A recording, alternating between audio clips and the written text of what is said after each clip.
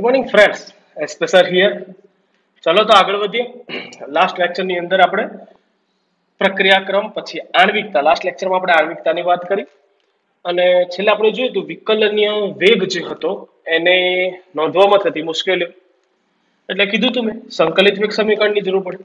તો આજે આપણે સંકલિત વેગ સમીકરણ શીખવાના છે. એટલે કીધું જુદી જુદી પ્રક્રિયાક્રમ પ્રમાણે સંકલિત વેગ સમીકરણ જુદા જુદા મળે. તો એમાંથી આજે આપણે શીખવાના છીએ શૂન્ય ક્રમની પ્રક્રિયા માટે સંકલિત વેગ સમીકરણ તારવવાનું છે અને જે વેગ અચળાંક હોય એના મૂલ્યો તારવવાની રીતો. ચલો તો ચાલુ કરીએ. લેક્ચર ચાલુ કરવું એ પહેલા દર વખતની જેમ વિડીયો લાઈક કરો, તમારા જેટલા પણ મિત્રો હોય એમને શેર કરો. મારો વિડીયો કેવો લાગે છે છેક સુધી કમેન્ટ પણ કરી શકો છો અને જો યુટ્યુબ ચેનલ સબસ્ક્રાઇબ નહીં કરી તો પહેલા સબસ્ક્રાઇબ કરો. બેલ આઇકન દબાવવાનું ભૂલતા નહીં તો દરેક વખતે નોટિફિકેશન મળતી રહે. ચાલો ચાલુ કરીએ. શૂન્ય ક્રમની પ્રક્રિયા માટે સંકલિત વેગ સમીકરણ. તો સૌથી પહેલા તો શૂન્ય ક્રમની પ્રક્રિયા કોને કહેવાય? શૂન્ય ક્રમ યાદ કરો તો આપણે પ્રક્રિયાના ક્રમ કોને કીધા હતા? પ્રક્રિયકની સાંદ્રતાના યોગ્ય ઘાતાંક, જેને આપણે પ્રક્રિયા ક્રમ કહેતા હતા. યાદ છે ને? તો શૂન્ય ક્રમની પ્રક્રિયાની સૌથી પહેલા તમારે વ્યાખ્યા લખવી હોય તો એવી લખી શકું કે જે રાસાયણિક પ્રક્રિયામાં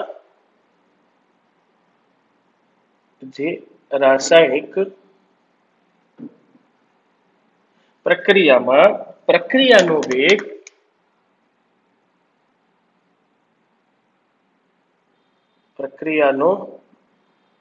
વેગ એ પ્રક્રિયકની સાંદ્રતાના શૂન્ય ઘાતાંકના સમપ્રમાણમાં હોય. શૂન્ય ઘાતાંકના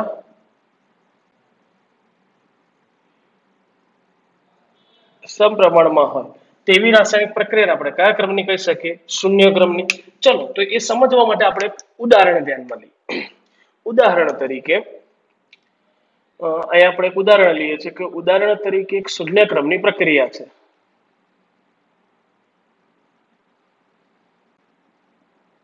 ખાલી આપણે ધારવાનું છે કે શૂન્ય ક્રમની એક પ્રક્રિયા છે જેમાં એક મોલ પ્રક્રિયાકારમાંથી નિપજ P બને છે. પણ મેં કીધું એમ આ પ્રક્રિયા બોલો કયા ક્રમની છે? શૂન્ય ક્રમની. ચલો તો શૂન્ય ક્રમની પ્રક્રિયા હોય પણ એના માટે વિકલનીય વેગ તો લખતા આવડે ને આપણને. ચલો તો આપેલ પ્રક્રિયા માટે વિકલનીય વેગ શું લખી શકાય? તો પ્રક્રિયા માટે વિકલનીય વેગ સમીકરણ લખી નાખીએ આપણે. હમણાં હું ઉપર જ બોલ્યો છું કે જો આપેલ પ્રક્રિયામાં પ્રક્રિયાનો વેગ એટલે વિકલનીય વેગ એ પ્રક્રિયકની સાંદ્રતાના શૂન્ય ઘાતાંકના સમપ્રમાણમાં હોય તો માટે આપણે એ પ્રક્રિયાનો વેગ માઇનસ dr/dt ચલે છે. પ્રક્રિયક કયો છે? r. એના કેટલા ઘાતાંક? શૂન્ય ઘાતાંકના સમપ્રમાણમાં. તો આ પ્રક્રિયા બોલો કયા ક્રમની થઈ ગઈ? શૂન્ય ક્રમની. મેથેમેટિકલ સ્ટેપ બહુ ઈઝી છે, આખું તારવણી ધ્યાન રાખશો તરત આવડી જશે. ચલો ચલન દૂર કરી દઈએ તો minus dr/dt is equal to અચળાંક મૂકી દઈએ k ઇન્ટુ r⁻0 r ની સાંદ્રતાની 0 ઘાત, જ્યાં k ને આપણે શું કહી શકીએ? પ્રક્રિયા માટે વેગ અચળાંક. ચાલો કે પ્રક્રિયાનો વેગ અચળાંક છે. આનું વિકલનીય વેગ સમીકરણ છે. મારે કયું મેળવવું છે? સંકલિત વેગ સમીકરણ. તો સંકલિત વેગ સમીકરણ માટે હવે જો r ની 0 ઘાત એટલે 1 જ થઈ જવાનું, ના લખો તો ચાલે. તો હવે આ સમીકરણને હજી આગળ લઈ જજો. જોજો તો minus dr/dt is equal to શું વધ્યું કે એવું કરો dt પણ સામે લઈ લો અને માઇનસ પણ સામે લઈ લઈએ તો માઇનસ ની જગ્યાએ હવે પ્લસ થઈ જશે. અહીંયા માત્ર શું વધ્યું? dr is equal to minus k into dt. આવું લખાય? માઇનસ સામે જતું રહ્યું એટલે આ તો ભૂલમાં મેં અહીંયા પ્લસ કરી દીધું છે, ચાલે ના લખું તો બી. આને કહી દો સમીકરણ 1. આનું વિકલનીય વેગ સમીકરણ જ છે. હજી ખાલી મેં સાદરૂપ આપ્યું છે. પણ આ સમીકરણ 1 છે એનું સંકલન લઈ લઈએ. ચલો તો સંકલન લેતા સમીકરણ 1 માં બંને બાજુ સંકલન લેતા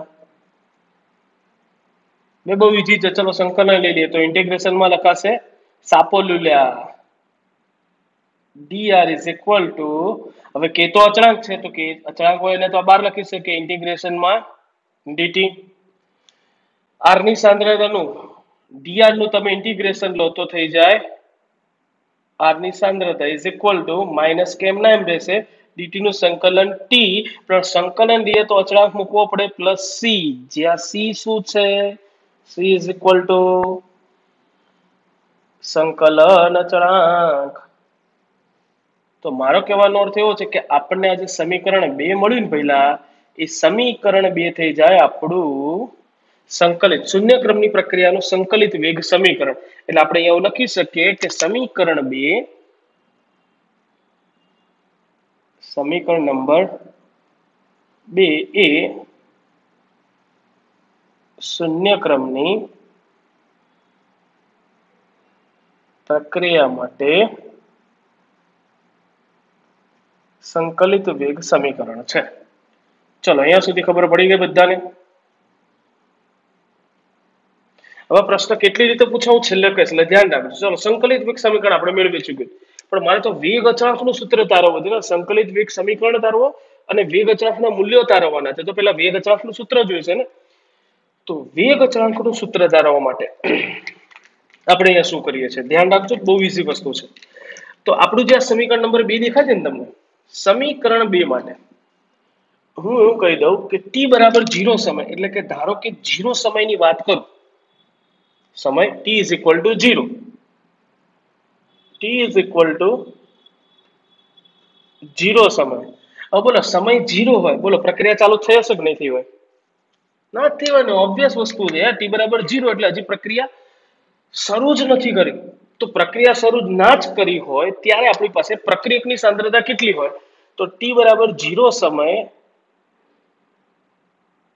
પ્રક્રિયકની સાંદ્રતા, જેને પ્રક્રિયકની શરૂઆતની સાંદ્રતા ઇઝ ઇક્વલ ટુ શું કહી શકાય, r0 કહી શકાય ને.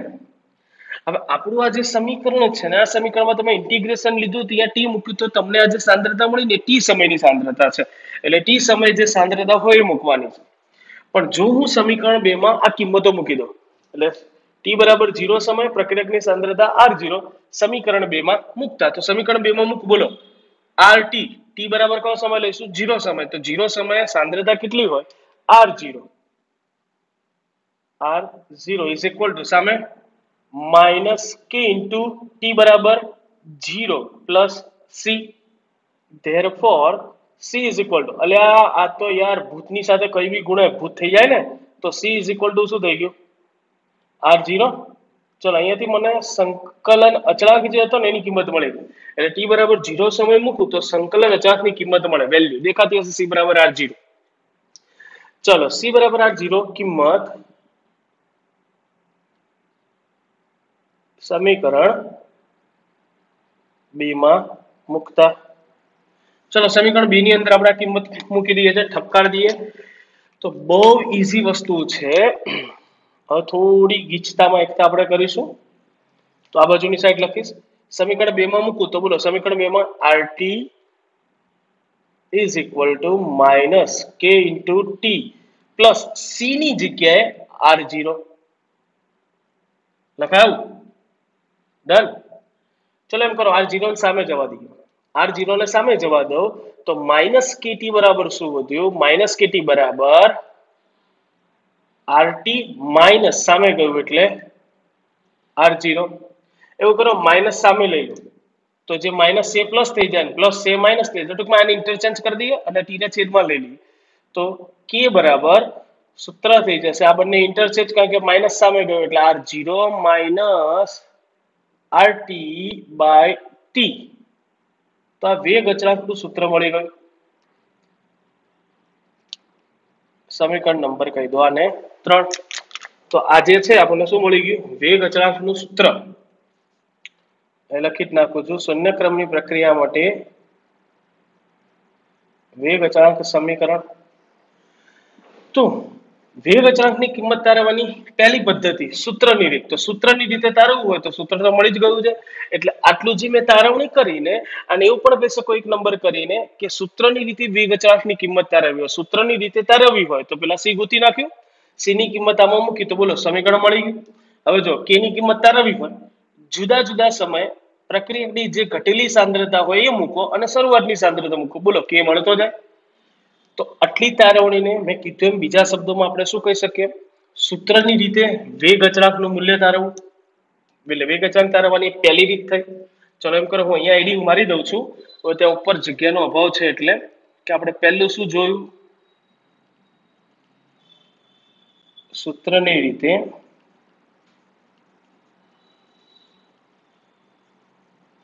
વેગ અચળાંકની કિંમત, કે સૂત્રની રીતે વેગ અચળાંકની કિંમત મેળવવી હોય તો ચલો એની અંદર પહેલું સ્ટેપ શું લખાય? t બરાબર 0 સમયે પ્રક્રિયકની સાંદ્રતાને r0 કહી દો. તો r0 is equal to minus k into 0 plus c is equal to r0. સમીકરણ 2 માં ઠપ કરી દીધું. આ ચલો મળી ગયું અહીંયા સુધી. ચલો બીજી રીત ભણવાની છે આપણે. ધારો કે મારે વેગ અચળાંકની કિંમત k ની કિંમત તારવવી છે, તો એની બીજી રીત કઈ? બહુ ઈઝી છે, આલેખની રીત. બીજી રીત છે આલેખની રીત. તો એના માટે આપણે એવું કરી નાખીએ, આ જે સમીકરણ દેખાય છે ને એ, હા દેખાયું? ચલો મેં થોડું ડાર્ક ફોર્મમાં કર્યું છે. આ સમીકરણ એટલે કયું સમીકરણ?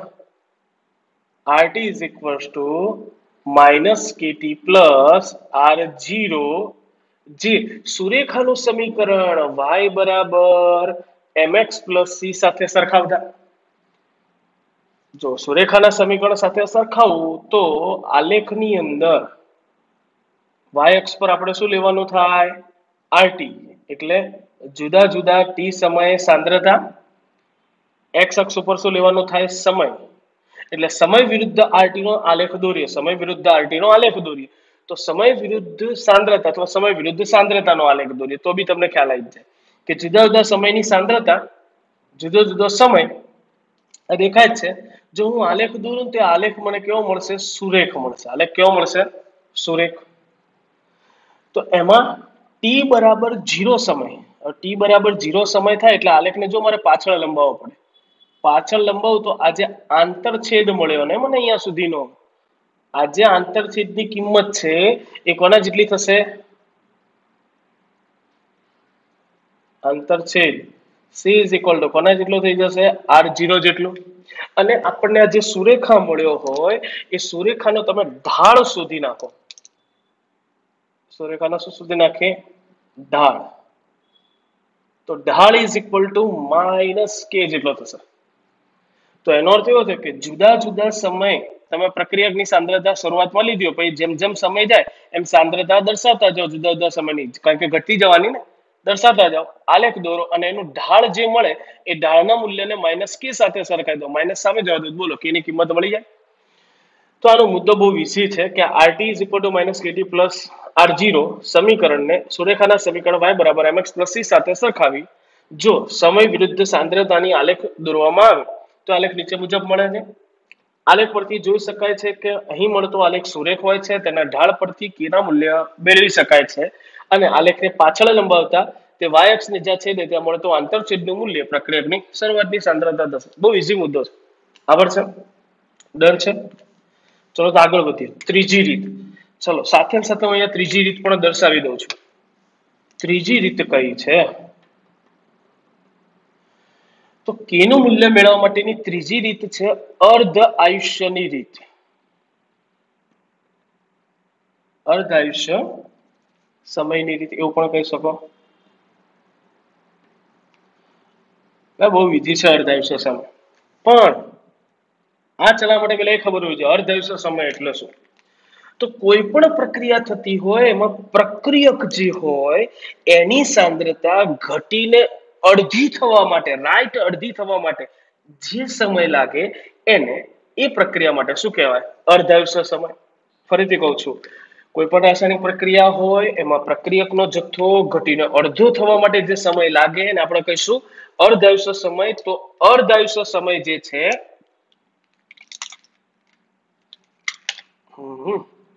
થોડી લોચાવાળા ઢાંકણા જેવા ને, અર્ધ આયુષ્ય સમયને દર્શાવાય t1/2 વડે.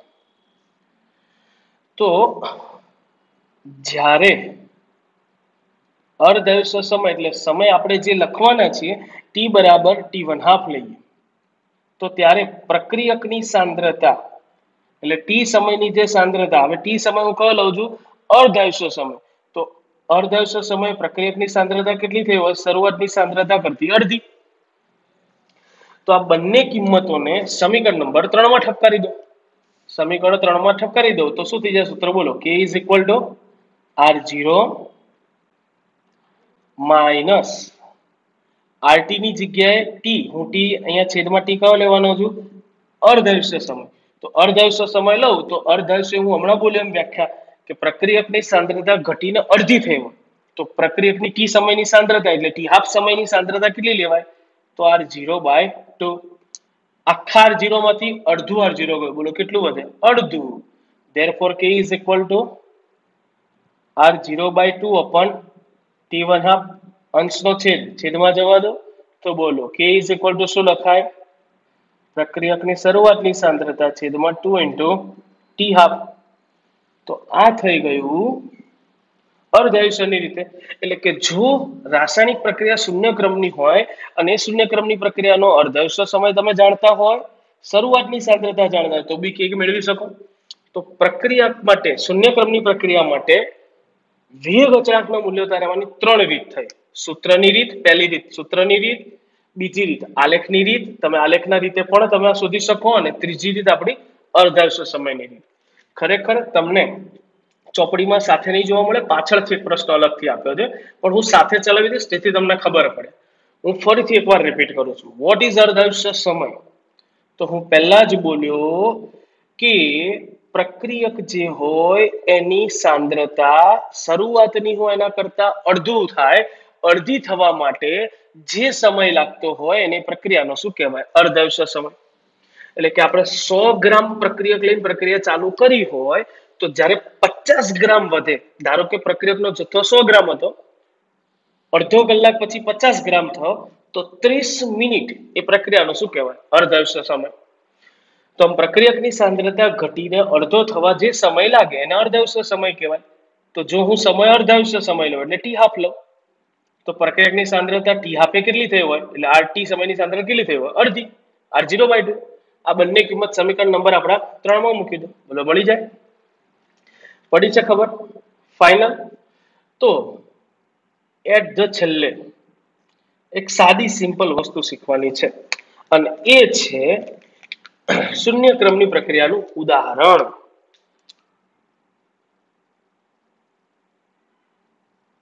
શૂન્ય ક્રમની પ્રક્રિયાનું ઉદાહરણ સમજાવો. ચલો તો એક ઉદાહરણની વાર્તા કરી દઈએ. બહુ ઈઝી છે, એનું બધું લખાણ નથી લખતો, ખાલી સમજાવવાનો જ છું. પણ આ સમજાવવું એ પહેલા કહી દઉં. તમને પરીક્ષામાં પ્રશ્ન પૂછાય, શૂન્ય ક્રમની પ્રક્રિયા માટે સંકલિત વેગ સમીકરણ તારવો અને વેગ અચળાંકનું સૂત્ર તારવો. તો સંકલિત વેગ સમીકરણ તારવી દીધું અને વેગ અચળાંકનું સૂત્ર તારવો, એટલે અહીંયા સુધીનું કામ કરવાનું. જો પ્રશ્ન મેં લખ્યો જેવો પૂછાય, શૂન્ય ક્રમની પ્રક્રિયા માટે સંકલિત વેગ સમીકરણ તારવો અને વેગ અચળાંકના મૂલ્યો તારવવાની રીતો જણાવો. 4 માર્ક્સનો આખો પ્રશ્ન. સંકલિત વેગ સમીકરણ તારવવાનું, સૂત્રની રીતે કે ની મૂલ્ય, આલેખની રીતે કે નું મૂલ્ય, બધા મુદ્દો લખવો પડે તમને ચોપડીની અંદર ને પેમ્ફલેટની અંદર, બંને જગ્યાએ ફૂલ નોંધમાં પ્રશ્ન જવાબ મળી જશે. ખાલી એવા ગુજરાતી મુદ્દા જ લખવાના જે હું ચલાવતી વખતે બોલ્યો. તો આના માટે, અને પછી ત્રીજું આટલું અહીંયા સુધીનું લખવાનું. 4 માર્ક્સ પૂરા મળે. અને 2 માર્ક્સમાં અલગથી પૂછાય કે ભાઈ શૂન્ય ક્રમની પ્રક્રિયાનું ઉદાહરણ સમજાવો. તો જનરલી શૂન્ય ક્રમની પ્રક્રિયા કોને કહેવાય? તો હમણાં તો કીધું કે જે રાસાયણિક પ્રક્રિયામાં પ્રક્રિયાનો વેગ એ પ્રક્રિયકની સાંદ્રતાના શૂન્ય ઘાતાંકના સમપ્રમાણમાં હોય. વિચારો તો અહીંયા શૂન્ય ઘાતાંક મૂકી દો તો પ્રક્રિયા વેગ ઇઝ ઇક્વલ ટુ કે જ વધે ને, આ તો જતું રહ્યું ને. તો પ્રક્રિયાનો વેગ ઇઝ ઇક્વલ ટુ અચળ થઈ ગયો ને. તો સાહેબ એવી કઈ પ્રક્રિયા હોય? તો ખાસ કરીને ખાસ સાંભળજો હો,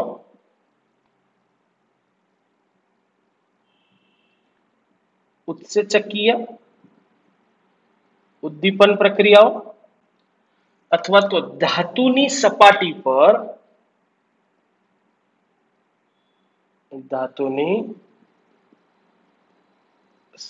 પર થતી વિઘટન પ્રક્રિયાઓ મોટા ભાગે શૂન્ય ક્રમની હોય. સાહેબ કઈ સમજાયું નહીં એમ. ચલો સમજાય દો. આમાં બંનેમાં આ બંને ઘટનામાં કેવું છે, ઉત્સેચક ઉદ્દીપનની ક્રિયા હોય અથવા તો ધાતુની સપાટી પર થતી કોઈ વિઘટન પ્રક્રિયા હોય એ ઊંચી સાંદ્રતાએ શૂન્યક્રમની થાય. ફરીથી બોલું છું, મોટાભાગની ઉત્સેચક ઉદ્દીપન પ્રક્રિયા અને ધાતુની સપાટી પર થતી વિઘટન પ્રક્રિયા ઊંચી સાંદ્રતાએ, શેના પર ભાર મૂક્યો, ઊંચી સાંદ્રતાએ શૂન્યક્રમની હોય. કેમ? તો આપણે એમોનિયાના વિઘટનની પ્રક્રિયા ધ્યાનમાં લઈએ. ઓળખતા જશો મન્યુ, એમોનિયાનું વિઘટન થઈ છૂટા પડે નટુ અને હતું. સંતુલિત કરવું હોય તો અહીંયા 2 અને અહીંયા 3. હવે આ પ્રક્રિયા પ્લેટિનિયમ ઉદ્દીપકની સપાટી પર 1130 કેલ્વિન તાપમાને થાય છે. હવે 1130 કેલ્વિન તાપમાને, એટલે આ ઉદાહરણ છે હો ભાઈ, કૌંસ કરી દો. ચલો, 1130 કેલ્વિન તાપમાને એમોનિયાનું વિઘટન કરતા હોય તો આ પ્રક્રિયામાં ઊંચી સાંદ્રતા, હવે જનરલી આ પણ ગેસ છે, બનતી નિપજો પણ ગેસ ફોર્મમાં જ હોય, તો આખી પ્રક્રિયા વાયુમય છે.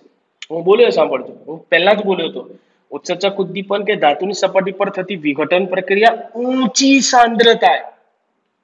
તો આવી પ્રક્રિયાઓ થતું શું હોય, તો અહીંયા પ્લેટિનિયમ ધાતુની સપાટી હોય એના પર એમોનિયા શોષાય, અધિશોષણ પામે અને ત્યાં જઈને એનું વિઘટન થાય. પણ આવી પ્રક્રિયા ઊંચી સાંદ્રતા, હવે બધા વાયુમય હોય તો સાંદ્રતા ઊંચી ક્યારે કહેવાય? પહેલા બી કીધેલું છે, વાયુ માટે સાંદ્રતા શું હોય? દબાણ હોય ને. તો આવી પ્રક્રિયામાં જો દબાણ અતિશય વધારે કરી નાખવામાં આવે, એટલે કે ઊંચી સાંદ્રતા ઊંચા દબાણે, આ વિઘટનની પ્રક્રિયા શૂન્યક્રમને અનુસરે છે. કેમ? તો પ્લેટિનિયમની સપાટી હોય એના ઉપર એમોનિયા અધિશોષણ પામતો હોય, એ એમોનિયાના કણો અધિશોષાય અને વિઘટન પામે. પણ જ્યારે ઊંચું દબાણ હોય, ફૂલ પ્રેશર હોય, ઊંચી સાંદ્રતા હોય, તો આવી ધાતુની સપાટી હોય એની કેપેસિટી હોય ને કણને બેસાડવાની, યાર, એ બધા જ સપાટી પર બધા જ કણો એક સરખા બેસી ગયા હોય. હવે ગમે એટલું દબાણ વધારો પણ બીજો વધારાનો કણ બેસી શકતો નથી, તો એનો પ્રક્રિયા વેગ કેવો થઈ ગયો? અચળ. એટલે કે પ્રક્રિયા કયા ક્રમને અનુસરે છે? શૂન્ય ક્રમને.